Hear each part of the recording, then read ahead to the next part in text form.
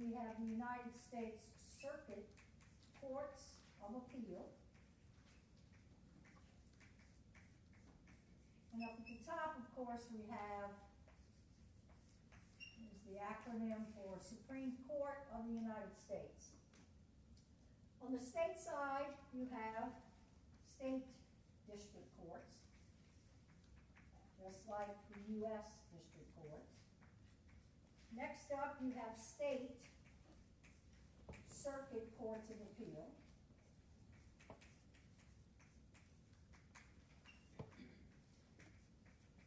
And up at the top, you have in Louisiana the Supreme Court of Louisiana.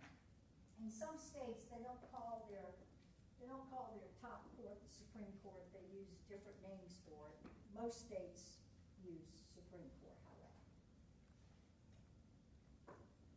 So, this is the hierarchy of the federal courts and state courts, and as I said, you can see they are almost completely equivalent, right?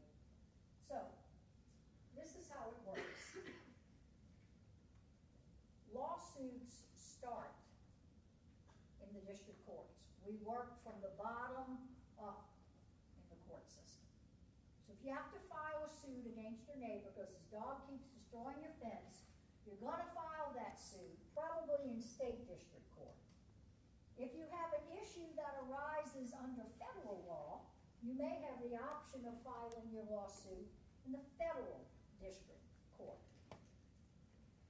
Whoever loses, once the case goes to trial in the district courts, the loser may want to appeal the case to the next highest court.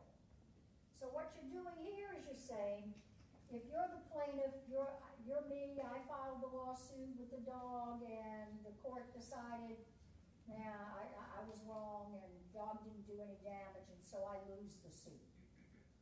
I can appeal the decision. I can appeal the decision to the next highest court, to the State Circuit Court of Appeal. And what I'm saying to that court is, okay, I lost down here, but I shouldn't have lost. I lost because the judge or the jury made a mistake. The judge refused to allow in certain evidence that he should have allowed me to present. And if he had allowed me to put that evidence in before the jury, I probably would have won the case. But because the judge wrongfully excluded my evidence, I lost. Or the judge didn't let one of my key witnesses testify. And he should have allowed her to testify, because if she had testified, I likely would have won the case. Right? Or if it's a jury case, judges up here. This jury, I don't know what courtroom they were sitting in, I don't know what trial they were listening to, but there was no way, given the evidence presented by both sides, this jury could have voted for the defendant. So something went wrong.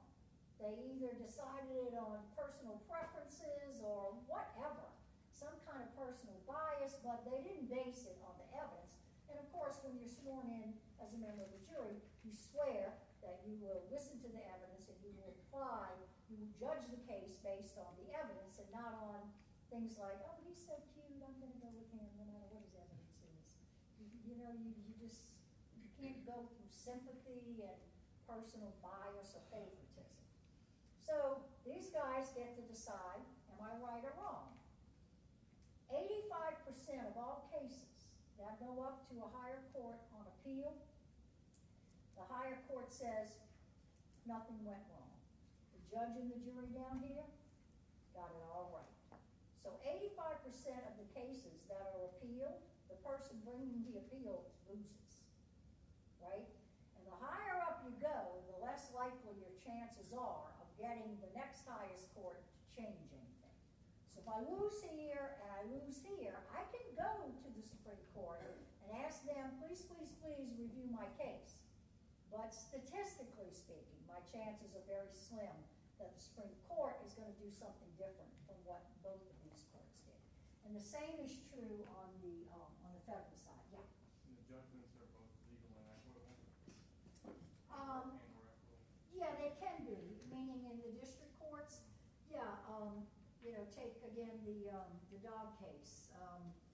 I asked in the district court for money for damages, the legal remedy to repair my fence, but I also asked for an injunction from the judge ordering my neighbor to keep the dog away from my fence.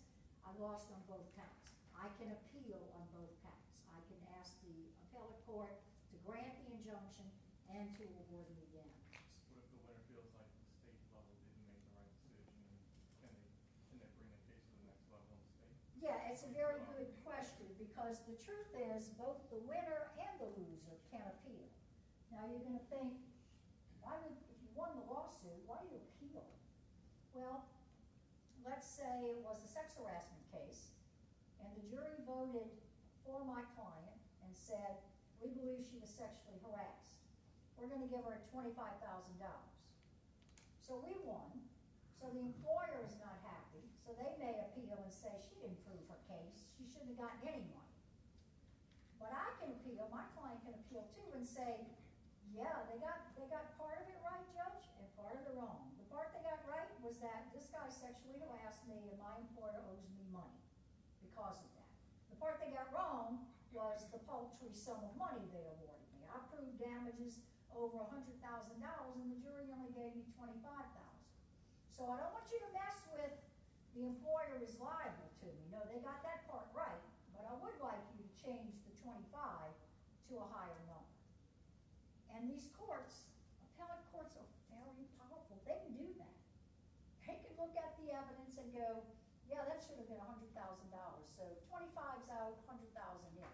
The employer's freaking out, right? Like, oh my God, right? We lost. We thought 25 was bad. Now we get nailed by the appellate court for 4 times that amount.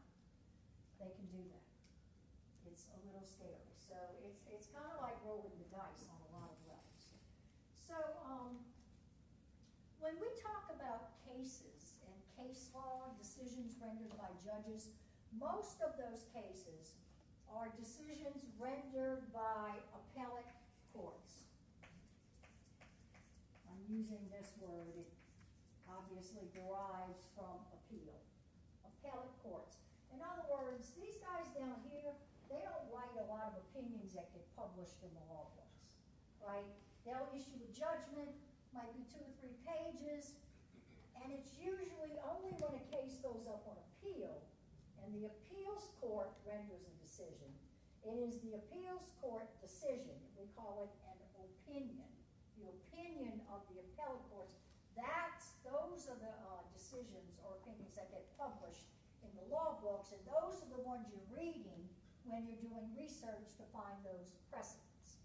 You're reading usually appellate court opinions, either circuit courts or the Supreme Court. Because only 5 to 10% of any cases that are brought up on appeal are reversed, and let me take a minute to say that. So what can an appeals court do? They can reverse the district court decision and say, man, the judge totally blew it here, or the jury totally blew it. And the jury and the judge went for the defendant. We're going to switch it and say the evidence shows the plaintiff should have won the case. The plaintiff proved her case by a preponderance of the evidence, and that's all she's got to do, and she should have won. So they can totally flip the lower court decision. Sometimes when they flip the lower court decision, they don't necessarily flip it completely. They'll say, we reverse it. In other words, we're going to negate the judgment, but we're also going to remand the case, which means what? Send it back down to the lower court, and they basically are slapping the lower court upside the head saying, do it right this time, stupid. Right? That's essentially the message. Okay? You screwed up. We're telling you how you screwed up. Do it again in compliance with what we're telling you. Do it the way we're telling you to do it. They can, as I said, in about 85 to 90% of all appeals, they affirm the appeal. They uphold it. They say the lower court, judge and jury, got it right, did nothing wrong. Those are the 3 big ones. They can also modify it. They can change the thing so they can say, yeah, the plaintiff should have won that sex harassment case, but instead of 25,000, she proved 50,000, so we're going to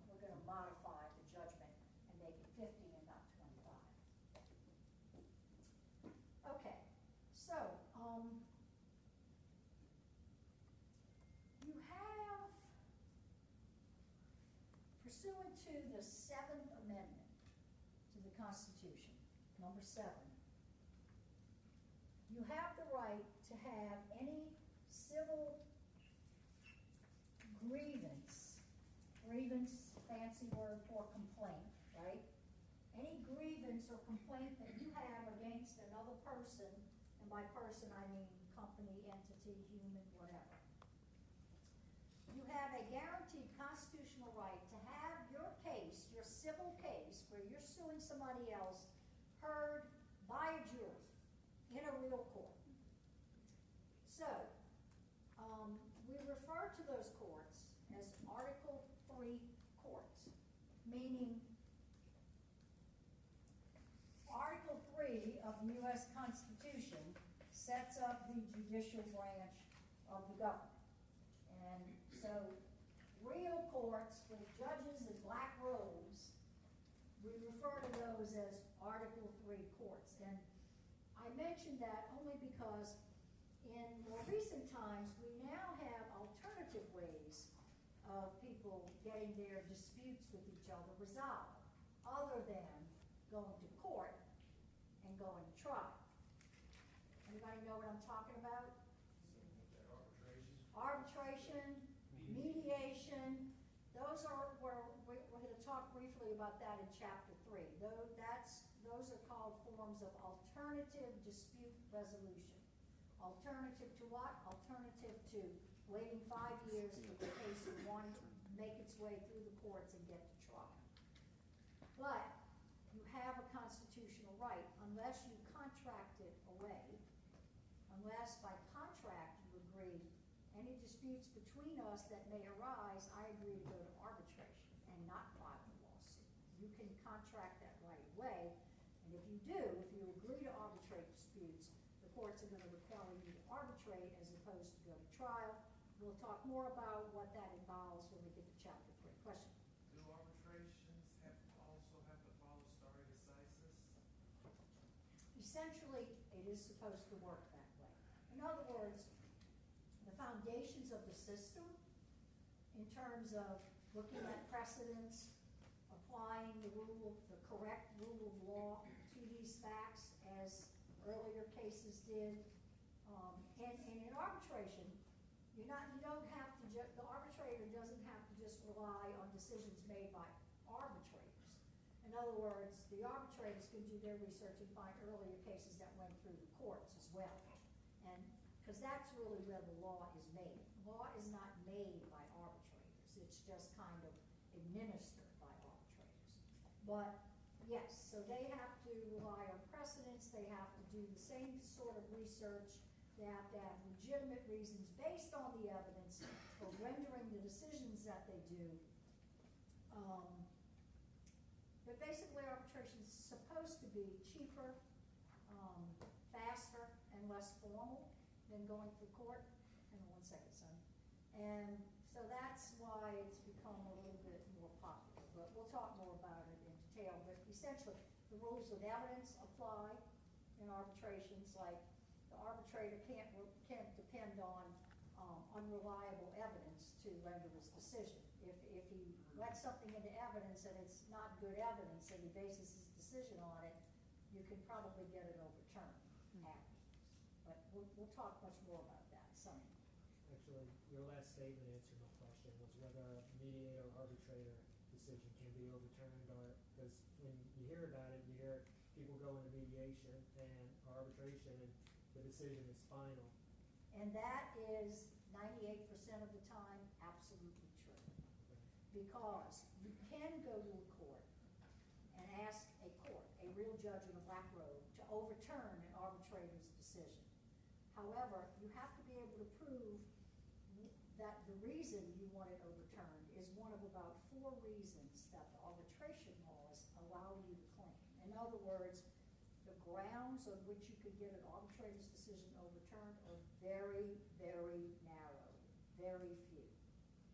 And that's why probably 95 to 98% of all cases that where an arbitrator renders a decision and the losing party's unhappy and they go to court and they go, judge, please, give me some relief, get rid of this. You know, they're going to lose because they can't be 3 or 4 reasons that a judge may actually overrule an arbitrator's decision. Are we gonna, Say it again? Can that be appealed? Yeah, it can be, but you ain't gonna win any better than, at the appellate court level, you're not gonna win any more than you do usually at the district court is level. that in the scope of what you're gonna go over, or is that? Yeah, it is, we're gonna talk, meaning in chapter 3, when we go, yeah, we'll talk more about it, but know this, arbitration is a very powerful tool, and, statistically, it's been shown that arbitration, as opposed to lawsuits, tend to favor the big guy. So if I have to sue my employer, and I've agreed not to sue him, and to arbitrate any claim, and so I'm claiming that I was fired due to my age, and they discriminated against me, the arbitrator renders a decision, there's very little I'm going to be able to do about it if I lose. It's so limited in terms of the grounds on which they can overturn an arbitrator's decision, and this is by statute. This is Congress passed the Federal Arbitration Act, and the Federal Arbitration Act lays all of this out quite specifically. And because I, in that setting, would be the little guy, and my big fat company employer is gonna be the big dog, because arbitrators tend to come from defense firms, they tend to come from corporate backgrounds, the little guy tends to get the short end of the stick from a statistical standpoint. I was an arbitrator some years back, and I'm trying to get back on the roster to hear employment cases through arbitration. And I practiced in one of them on both sides. But I did probably 10 arbitrations, and they were evenly split down the middle. 5 went for the company and 5 went for the employee. But oftentimes, because arbitrators, as I said again, they tend to come from big defense firms, whose partners tend to be politically conservative and judicially conservative. They usually take a very conservative or limited view of the facts of the law, and they tend to go with the big guys. So arbitration is not viewed as being very friendly to little people, to the powerless. There are certainly exceptions to that general rule, but it's an exceedingly powerful tool, and there's very little you can do to get out from under it. If you've agreed to arbitrate, you will arbitrate, absent extreme circumstances. And if you lose at arbitration, 98% chance that you're stuck with that loss, not much you can do. We'll talk more about it. There's just a few other points I'll make when we get to chapter 3. So, you know, when the government was first being set up, and I'll let this be the last and we'll take a break. When the government was first being set up, one of the things that the writers of the Constitution did not specifically address was the Constitution, as I mentioned to you, contains many clauses, one of which is the so-called supremacy clause. And that clause says, the Constitution, this Constitution that you're reading right now, and the other laws and treaties of the United States are the supreme law of the land. The courts have interpreted that provision to mean there is no law higher than the United States Constitution. So if Congress passes a law, or some judge in some case issues a decision, and that law or that decision violate a provision of the Constitution, that law or that decision will be ruled unconstitutional and it will be thrown out, right? The problem was the writers of the Constitution didn't say, well, wait, who makes that decision? Does the president make that decision? Does Congress make that decision, or the courts?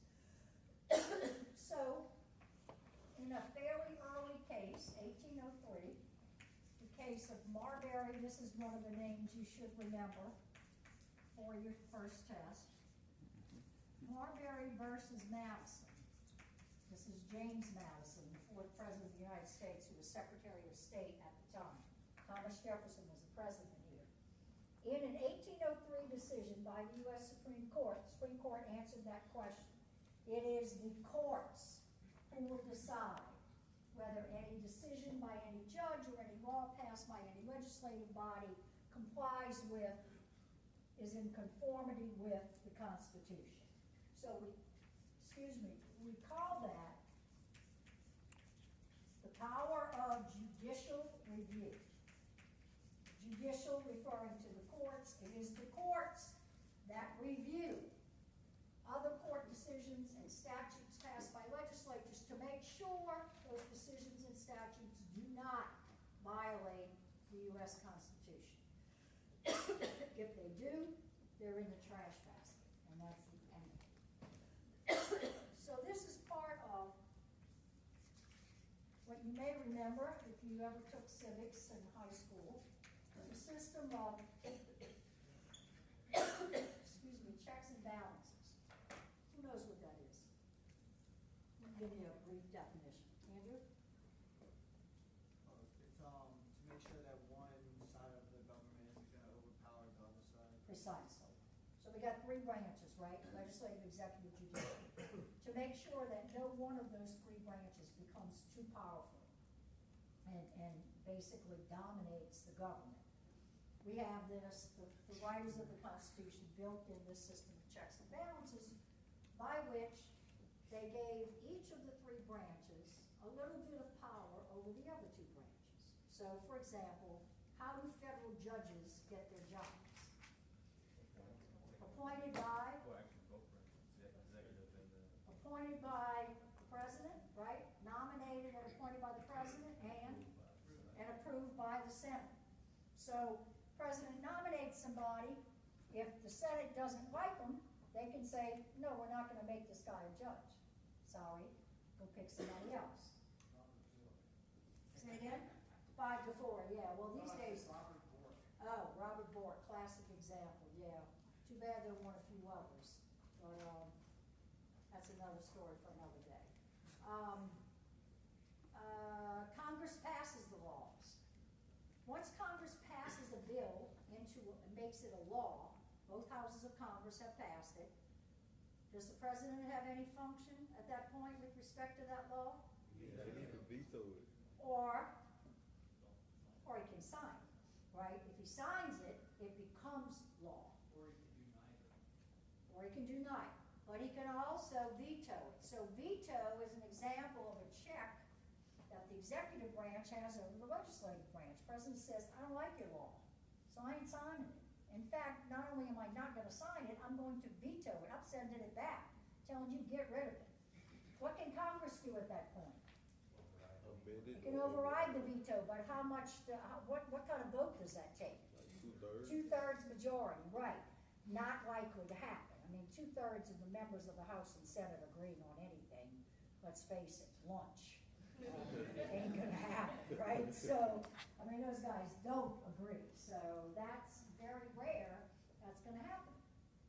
The courts, they don't pass the laws and they don't sign bills passed by Congress into law, but they can throw a law out. They can declare the law under this power of judicial review unconstitutional.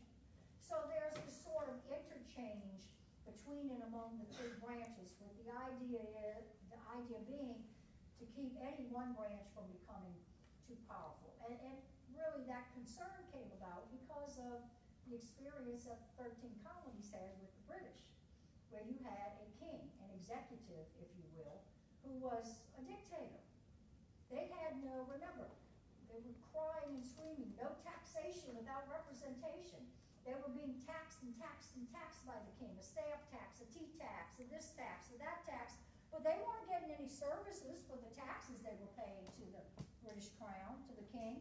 He was sucking up all that money from the colonies and using it to fight wars in Europe with France and other countries. They weren't getting roads built, they weren't getting any kind of services. And they were paying and paying and paying and paying. They were getting pretty fed up with that. I talked about last week how he ordered that the colonists had to take British troops, members of the British Army, into their homes, feed them and give them a place to sleep.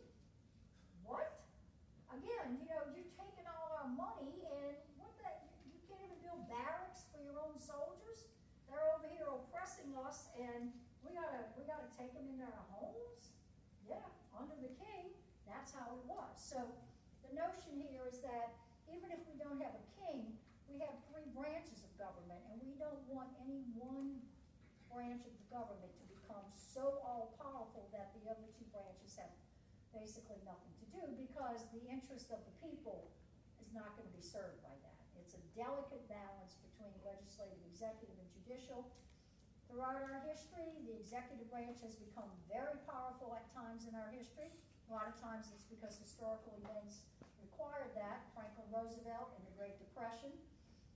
And then other times the pendulum swings the other way, Ronald Reagan, deregulation, government's gonna get out of business's way, and he cuts back on government, much less powerful government, and then, September 11th, happens, and we have the USA Patriot Act, and suddenly the executive branch becomes extremely powerful again. They can order people picked up just on the slightest suspicion of involvement with terrorists or terrorist activities, et cetera, et cetera. So throughout our history, that pendulum of particularly a lot of power vested in the executive branch has swung back and forth. Sometimes the executive branch is very powerful, sometimes the executive branch is very weak. Usually, throughout most of our history, we've managed to maintain a decent balance between them all. Take a break for about 10 minutes and come back, and we'll